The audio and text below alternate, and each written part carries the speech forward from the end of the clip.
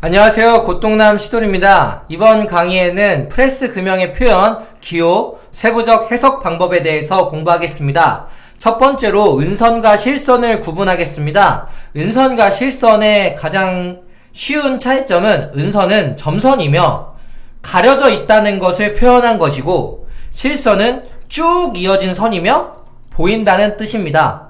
그러면 도면을 보고 은선과 실선에 대해서 구분하겠습니다. 지금 이 도면을 보면 쭉 이어진 선은 이것이고 점선으로 이루어진 것은 이것입니다. 그렇다면 이것은 위에서 볼 때 보인다는 뜻이고, 평면도이기 때문에 위에서 보는 겁니다.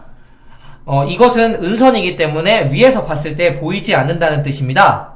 이해되셨습니까? 그 다음으로 도면에 나타난 기호와 명칭을 알아가겠습니다. 기호와 명칭에 대해서 설명드리겠습니다. 첫 번째 왼쪽 위에 GP45 부시 74라고 써있는 건 가이드 포스트는 45파이며 그 가이드 포스트가 들어가는 부시라는 부품은 74파이가 들어간다라는 홀의 뜻입니다. 이거에 대해서 부품도를 자세히 보시면 가이드 포스트라는 게 있고 이 밑에 이 72라는 이렇게 된 게 있습니다. 이게 여기 보면 이 부분이 가이드 포스트고 이 부분 이게 가이드 부시입니다. 그리고 이 부품이 들어가는 위치라는 뜻입니다. 그럼 이거는 어떤 역할을 하는지라고 이제 생각을 하면 이 역할은 상형, 하형의 프레스 금형은 기본적으로 제품을 기준으로 위쪽은 상형, 이게 제품입니다. 이 제품을 기준으로 위쪽은 상형, 밑에 쪽은 하형입니다. 그리고 이 상형과 하형은 프레스 상단 하단에 조립되어 위로 갔다가 아래로 가서 작동하는 식으로 그 제품을 찍어내는 과정이 있습니다. 그렇다면 이 금형이 좌우로 움직이거나 앞뒤로 움직인다면 이 금형의 수명은 오래 가지 않을 뿐더러 제품이 제대로 나오지 않고 그럴 것입니다. 그렇기 때문에 그 금형의 전체적인 큰 부분을 가이드해주는 이 부분이 이 가이드 포스트인 것입니다. 이 가이드 포스트의 구멍이 여기 이렇게 두 개 있는 겁니다. 이것이 가이드 포스트 GP45 부시 74라고 이제 써있는 이 부분입니다. 이해되셨습니까? 다음으로 넘어가면 바로 밑이나 위에 M이라고 적혀 있는 것이 있습니다. 이 M이라고 적혀 있는 건 일반 볼트를 표현한 것입니다. 마찬가지로 이 옆에서 은선으로 표현됐지만 M16 곱하기 P20이라고 하는 건 M16짜리에 피치 2.0 볼트가 들어가는 자리입니다. 그렇게 이해하시면 됩니다. 기호는. 그리고 여기는 M10이 있지만 그 위에 하나 더 써 있습니다. 파이 38 2-B. 뭐 이건 도면마다 틀린데 이 엔드 블럭이라고 적혀 있을 수도 있고 2-B라고 적혀 있을 수도 있습니다. 여기서 2-B는 엔드 블럭을 얘기하는 것이고, 엔드 블럭이란 무엇이냐? 프레스가 이렇게 찍습니다. 프레스가 이렇게 예를 들어서 상형과 하형을 방금 나눴었는데 이걸 찍으면 원상태로 이게 여기가 이렇게 내려갑니다. 내려가면서 이게 내려가다가 이게 한도 끝도 없이 내려가면 금형이 부딪혀서 파손되거나 손상되거나 제품이 문제가 생기거나 뭐 당연히 프레스가 문제가 생길 수도 있습니다. 그렇기 때문에 이 금형은 일정 부분 금형 그 제품이 딱 맞닿는 부분까지만 내려가고 더 이상 내려가면 안 됩니다.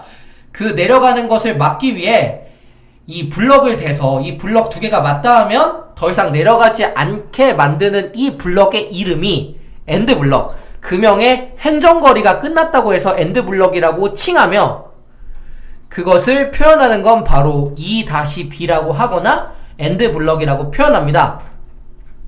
세 번째는 리프터입니다. 리프터는 L이라고도 표현되고 GL이라고도 표현됩니다. 여기서 GL은 조금 다른 개념인데 가이드 리프터입니다. 소재를 지금 이 네모난 이 남색같이 생긴 이게 소재인데 이 소재를 보통 집어넣을 때 위에서도 넣지만 이 금형의 구조로 봤을 땐 왼쪽에서 오른쪽으로 가는 구조입니다. 그랬을 때 이 가이드 리프터에 지금 이 측면도를 보시면 여기 이렇게 홈이 파져 있지 않습니까? 여기로 이제 제품이 들어가는 것입니다. 이 제품이 들어가서 이렇게 쭉 간다면 당연히 이 끝에도 가이드 리프터가 있습니다. 도면을 잘 보시면 가이드 리프터가 이렇게 틈틈이 있는데, 그렇게 이제 이 철판이 이 가이드 리프터를 따라서 왼쪽에서 오른쪽으로 이동하는 것입니다. 그래서 소재를 빨리 여러 개 찍을 때, 만약에 이제 철판이 이렇게 긴 게 있다면 제가 지금 그렸던 화살표 방향으로 이 소재가 움직이면서 가이드 리프터에 차고 들어가서 위치를 결정해서 위로 아래로 안 가고, 이렇게 만약에 위로 가면 저는 이제 이 원을 만들려고, 원을 타발하려고 블랭킹 금형이 원인데 이 원이 제대로 타발이 안 돼서 여기가 이제 뭐 네모 각이 지거나 이럴 수 있지 않습니까? 그래서 가이드 리프터가 있는 것입니다. 즉 L은 리프터는 그냥 들어 올려주는 겁니다. 이 철판에 들어 올려주는 거고, 지금 이 측면도로 봤을 때 구조를 본다면 이렇게 됩니다. 지금 이 도면을 전부 다 선택을 해서, 전부 다 선택하지 않고 그냥 여기만 하겠습니다. 여기만 했을 때 이 스프링이 있지 않습니까? 이 스프링이 있고, 여기 치수를 재보면 이 치수가 지금 10.5입니다. 10.5면 조립도상에선 얘가 10.5만큼 이렇게 올라가서 여기 이제 걸쳐져서, 아이고, 여튼 이게 이렇게 무브해서 올리겠습니다. 다시 10.5 해서 올렸을 때, 이 정도 올라갔을 때 철판을 가이드 해주고, 프레스가 찍히면 요렇게 내려가는 겁니다. 이해되십니까? 요렇게 내려가게 되는 겁니다. 그렇게 해서 그냥 들어 올려주면 리프터고, 소재를 들어 올려주는 이유는 당연히 여러 개가 있지만 제품 치출을 용이하기 위해서 들어 올려줍니다. 들어 올려주기만 하는 기능은 리프터고, GL이 들어갔으면 가이드까지 해줘서 가이드 리프터입니다. G가 들어가면 보통 이제 가이드라고 생각하시면 됩니다. 어떤 것을 안내해준다, 그게 가이드가 되겠죠? 그럼 이제 마지막으로 SG와 N에 대해서 설명해 드리겠습니다. SG는 앞에 S가 무슨 뜻인지는 저도 정확하게 모르기 때문에 한번 댓글로 아시는 분이 달아주시면 감사하겠습니다. G는 역시 가이드입니다. 이건 가이드 핀인데, 전체적인 금형의 그 대부분의 아웃라인을 가이드 포스트가 했다면, 볼로 이루어진 가이드 포스트가 했다면, 이렇게 구슬이 여기 있습니다. 구슬로 이루어진 이 가이드 포스트가 있다면 정밀한 위치를 잡아줄 땐 이 SG라는 겁니다. 이것도 역시 금형의 상형과 하형에 핀을 박아서 이 핀이 상형과 하형의 위치를 안내해주는 역할을 합니다.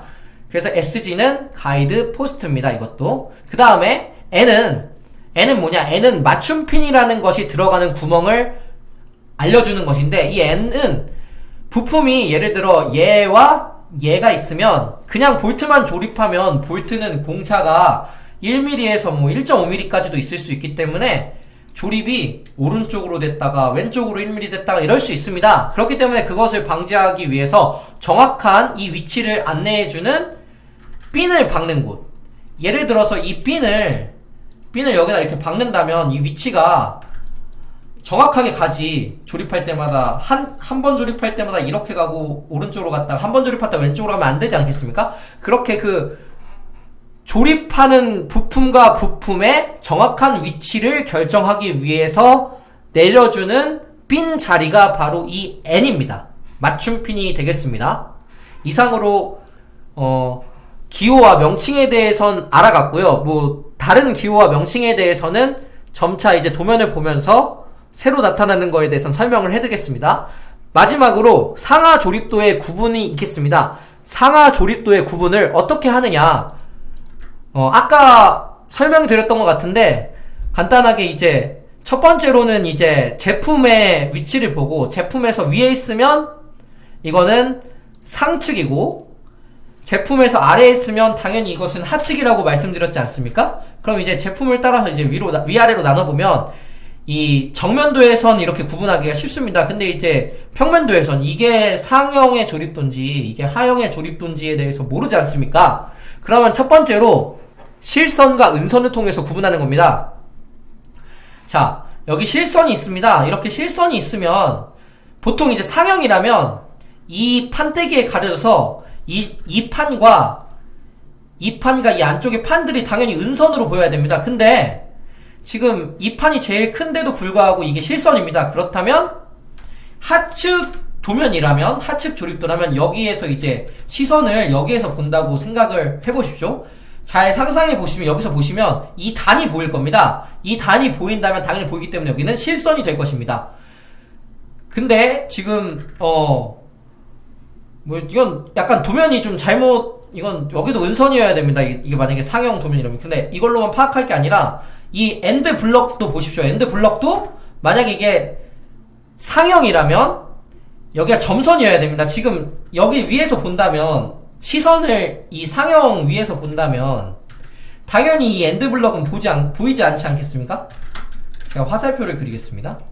화살표를 이렇게 그려서 이 화살표대로 이 위에서 본다면 얘는 당연히 보이지 않으니까 은선으로 표기가 돼 있으면 이거는 상형이고, 하형을 만약에 여기서 봤으면 여기도 실선이고, 이 다이블럭이 채워지는 이 볼트 부분도 실선이고, 이 엔드 블럭, 아까 그 행정거리가 끝난다는 그 엔드 블럭도 실선이 되어야 됩니다. 근데 지금 이 도면에 보면 이 엔드 블럭도 실선이고, 다이블럭을 잠가주는 이 볼트도 실선이고, 그렇기 때문에 이것은 하형. 지금 여기는 점선이죠. 여긴 점선이고, 아까 말씀드렸다시피 여기서 시선을 봤으면 이건 당연히 가려져 있기 때문에 점선이 될 것입니다. 그렇기 때문에 뭔가 지금 이제 도면을 그리신 분이 잘못 그리긴 했지만 은선과 실선에 대해서 이것이 상형이라는 것을 알 수 있습니다. 이렇게 도면의 상하형과 명칭에 대해서 알았습니다. 이상 강의 마치겠습니다.